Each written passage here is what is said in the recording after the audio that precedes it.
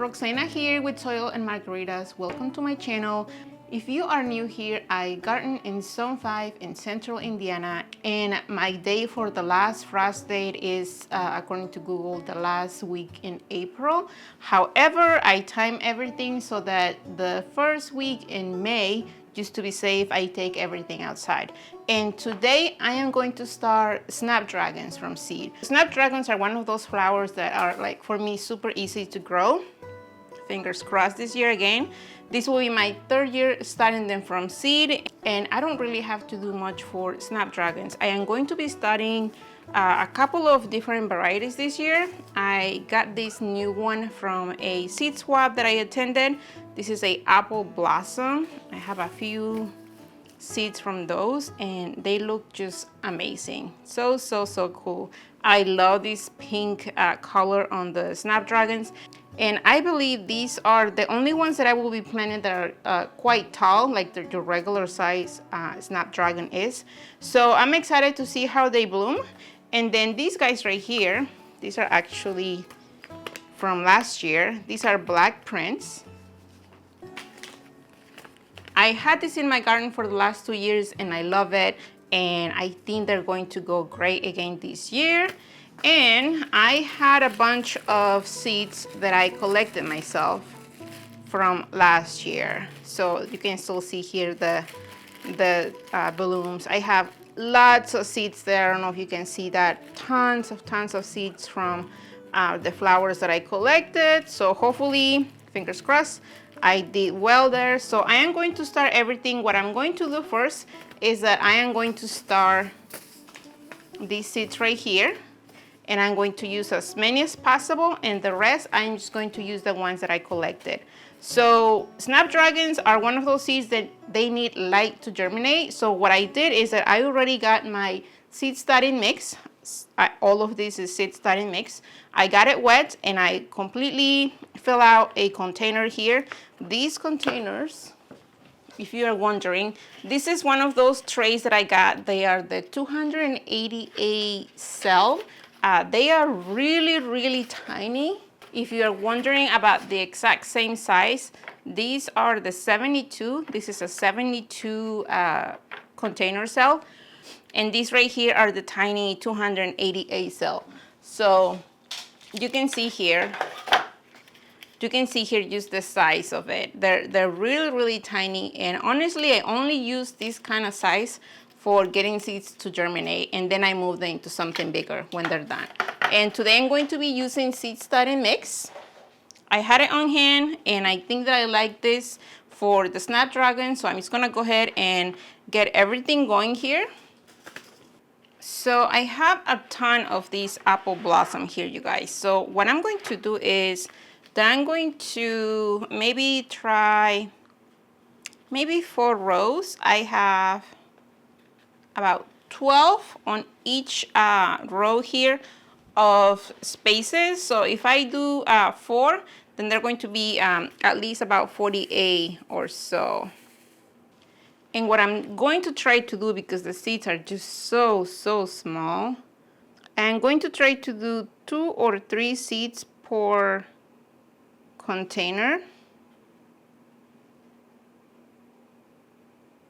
And because the seeds are so small, it's going to be almost impossible not to overseed these. So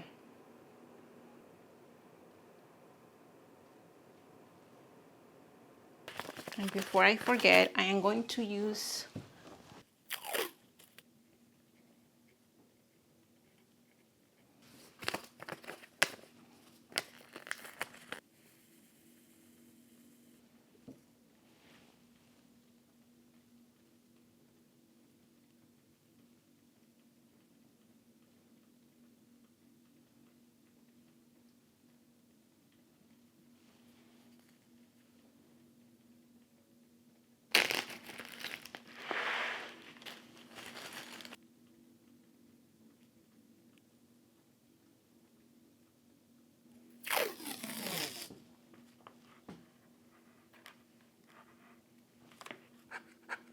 Okay, so I am done with my Snapdragons, and like I mentioned, Snapdragons are one of those seeds that need light to germinate, so you definitely do not want to cover them with soil. You want to make sure that the light hits them.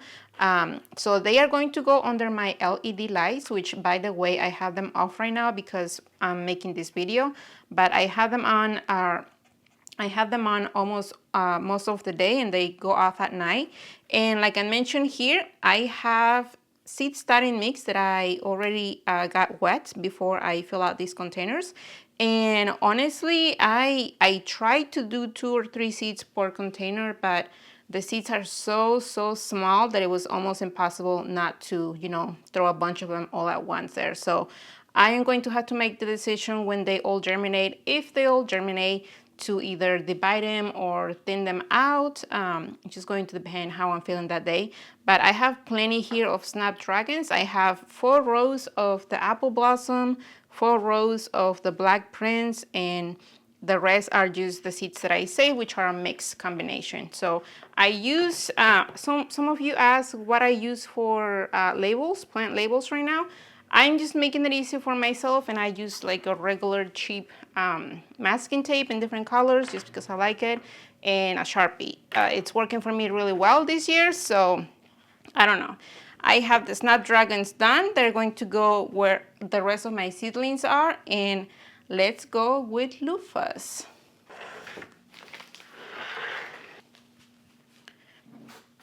This year, I am going to be trying Lufas for the first time.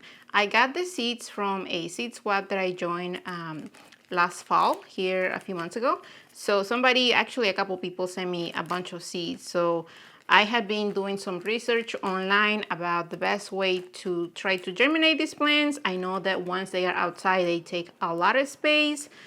They are like a really huge vine. So I am only going to try to go for 1 plant, but I'm going to try to keep 2 alive so that if I don't kill any, then I'll just give 1 extra to either my mom or one of my sisters. So what I did here is that I had been soaking some seeds for the last couple of days. And the first thing that I did, because I saw a few people online doing this, is that I got these seed. If you have never seen or touched a Luffa seed before, they're really hard. The coating on the seed is really hard. So what I did is I got some nail clippers and I make a tiny, very gently cut on the seed to make sure that the water could access the inside of the seed. And I did mess up a couple of them when I was trying to do it, like the whole thing broke in half. So just very carefully try to make a tiny little cut on the seed so that you can soak them in water. And what I did is that I just covered them in paper. I am not trying to germinate them here in water. That's not what I'm trying to do. But I am just trying to get these seeds to get tons of water, get tons of moisture. I don't know if you can see some of them here. They have a little cut here on the side.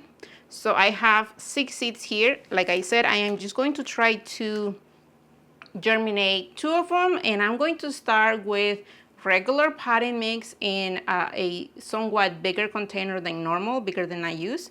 And let me show you that.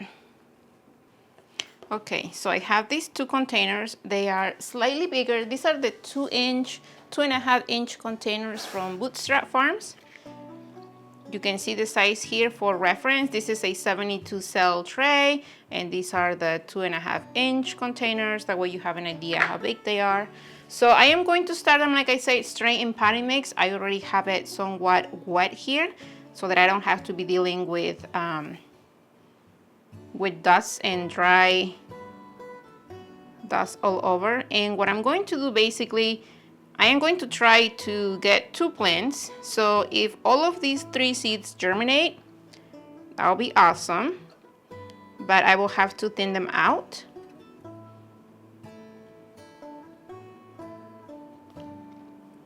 So they're probably going to go as, I don't know, maybe 1/4 of an inch, if that much. And I heard that loofahs do take a while to germinate, so I'm just going to keep, you know, keeping the water available for them, keeping them somewhere warm. They're actually going to go right under my LED lights so that I don't have to worry about missing the plants coming through, germinating.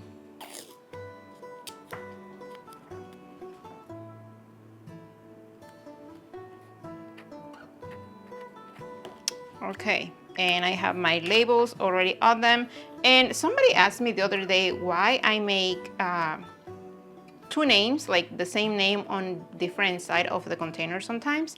And this is just a personal choice, you guys. Whenever, if I put something, if I put these containers, if I only make one label on these containers and they're all facing this way, depending on where they are on my shelves back there, if I have them facing the wrong way, then I'm gonna have to go reach and turn them to see what they are, because I would like to think that I'll remember that these are the containers for the loofahs, but at some point I'm gonna have a lot of containers going and I'm not gonna remember. So if I have them facing one way or the other, then I can easily read what they are. Again, nothing fancy. So that's it for today.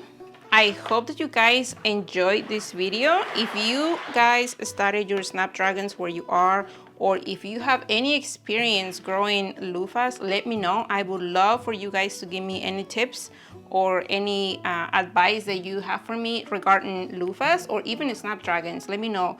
Do you start this many Snapdragons? You even have you even tried Snapdragons in your garden? I would love to know. Thank you for being here, and until the next time.